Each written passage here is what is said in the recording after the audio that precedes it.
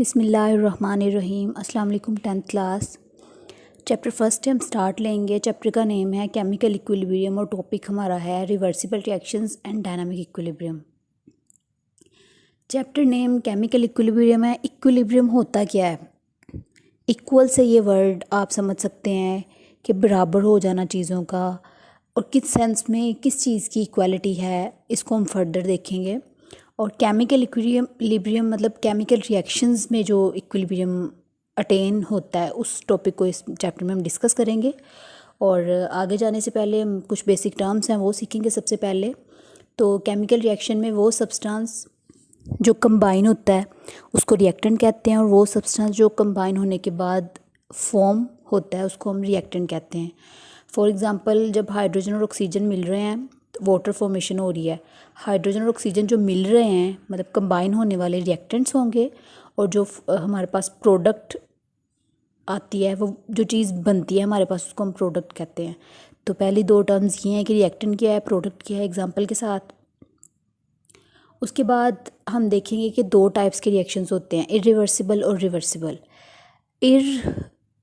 इर word आ गया। Irreversible मतलब reversible नहीं है वो रिएक्शंस। लाइक जितने भी आप रिएक्शंस, रस्टिंग का प्रोसेस देख लें कि रस्टिंग आयरन जब ऑक्सीजन के साथ रिएक्ट करता है वाटर की प्रेजेंस में, तो उसके ऊपर जो फ्लेक्स ऑरेंज रेड कलर के फ्लेक्स बनते हैं और रस्ट फॉर्मेशन हो जाती है, सॉल्ट बनता है, वो सारा इरिवर्सिबल प्रोसेस है। मतलब इस रिएक्शन को रिवर्स नहीं किया जा सकता। लेकिन कुछ कंडीशंस ऐसी होती हैं कि वो अप्लाई करके एक रिएक्शन को रिवर्स किया जा सकता है। उस रिएक्शन को जो प्रोडक्ट्स दोबारा से रिकम्बाइन होकर रिएक्टेंट्स बना दें उसको हम कहते हैं रिवर्सिबल रिएक्शंस। और ऐसे रिएक्शन जो सिर्फ एक डायरेक्शन में प्रोसीड करते हैं, इनको बैक पे हम नहीं लेके जा सकते, प्रोडक्ट से दोबारा रिएक्टेंट्स नहीं बना सकते, होते हैं इरिवर्सिबल रिएक्शंस। साथ आप एग्जांपल कोट करेंगे। इरिवर्सिबल में आप रस्टिंग को फायरन भी लिख सकते हैं, और ये इसकी करैक्टरिस्टिक्स हैं कि they are suppose to complete, मतलब ये रिएक्शंस जो हैं वो कंप्लीट होती हैं। आपके एमसीक्यूज़ भी साथ कवर हो रहे हैं। वो पूछ रहा है कि जो इरिवर्सिबल रिएक्शंस होते हैं, कौन से रिएक्शंस जो हैं वो कंप्लीट हो सकते हैं। तो इरिवर्सिबल रिएक्शंस जो हैं वो कंप्लीट हो सकते हैं, और इनको एक एरोसाइन से रिप्रेजेंट किया जाता है। और जैसे हाइड्रोजन और ऑक्सीजन मिल रहे हैं, वाटर बना रहे हैं, तो ये आपके पास इरिवर्सिबल की एग्जाम्पल होगी। नेक्स्ट आपके पास टाइप है रिवर्सिबल रिएक्शंस की। The reactions in which the products can recombine to form reactants are called reversible reactions. और आगे कुछ इसकी करैक्टरिस्टिक्स हैं कि they never go to completion, मतलब इनकी कंप्लीशन इसलिए नहीं होती कि रिएक्टेंट्स प्रोडक्ट्स बना रहे हैं, दोबारा से प्रोडक्ट्स रिकम्बाइन होकर फिर रिएक्टेंट्स बना रहे हैं, इसलिए इनका कोई एंड और कोई कंप्लीशन नहीं है इन रिएक्शंस की। इनको डबल एरो साइन से रिप्रेजेंट किया जाता है, आगे मैं आपको दिखाती हूँ। और इसके अलावा ये बोथ फेज में प्रोसीड करते हैं, फॉरवर्ड एंड रिवर्स। मतलब फॉरवर्ड के रिएक्टेंट्स के मिलने से प्रोडक्ट बन रही है तो ये फॉरवर्ड रिएक्शन है, और प्रोडक्ट से दोबारा रिएक्टेंट बनेगा तो ये रिवर्स रिएक्शन होगा। ये आगे मैंने आपको एग्जांपल दिखाई है। एक ही डायग्राम में दो कंडीशंस दिखाई गई हैं। इन द फर्स्ट कंडीशन आप यहाँ देख सकते हैं कि कैल्शियम कार्बोनेट को हीट किया तो कार्बन डाइऑक्साइड स्केप हो गई और कैल्शियम ऑक्साइड फॉर्मेशन हो गई। तो क्लास यहाँ जो कार्बन डाइऑक्साइड स्केप होगी, क्या ये वापस आ सकती है? ये वापस नहीं आ सकती। तो इस प्रोसेस में ये रिएक्शन जो है ये इरिवर्सिबल रिएक्शन है। ऑन द अदर हैंड, अगर इसको इस वेसल को हम ऊपर से क्लोज कर देते हैं तो कार्बन डाइऑक्साइड स्केप ही नहीं हो पा रही, तो दोबारा से ये दोनों चीज़ें मिलके कैल्शियम कार्बोनेट बना सकती हैं। तो यहाँ ये जो रिएक्शन है ये रिवर्सिबल रिएक्शन है, जबकि जो ये वाला रिएक्शन था कि कार्बन डाइऑक्साइड स्केप हो गई है, अब इसका कोई सोल्यूशन नहीं है कि उसको दोबारा से कैल्शियम ऑक्साइड के साथ मिलाया जा सकता, तो ये हमारे पास इरिवर्सिबल रिएक्शन था। मीन एक ही रिएक्शन है हमारे पास, लेकिन कंडीशन डिफरेंट करने से रिएक्शन डिफर कर गया। एक दफ़ा में रिवर्सिबल है, एक दफ़ा में वो रिवर्सिबल रिएक्शन है।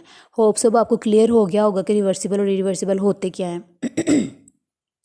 उसके बाद नेक्स्ट एक और अच्छी एग्जांपल है, इसको भी आप करेंगे। ये आप डबल साइन, इसके ऊपर फोकस करिएगा ज़रा। ये डबल एरो है, ये याद रखिएगा कि इस डबल एरो में ये वाला एरो है इसको फॉरवर्ड रिएक्शन कहते हैं, और जो नीचे वाला एरो है इसको रिवर्स रिएक्शन को ये शो करता है। ये रिवर्स रिएक्शन को शो करता है और ऊपर वाला फॉरवर्ड रिएक्शन को शो करता है। इसमें अब उन्होंने बताया है कि इस रिएक्शन में जब फर्स्ट ऑफ ऑल ये भी क्लोज किया इसने सिस्टम को, हाइड्रोजन गैस और आयोडीन गैस जब पहले अलग थी तो उस टाइम पे रिएक्शन वेसल में पर्पल कलर था, क्योंकि आयोडीन पर्पल कलर की गैस होती है। जबकि जब ये आपस में मिल गए दोनों तो ये कलरलेस हो गया। इनकी दोबारा से ये रिएक्शन फॉरवर्ड था।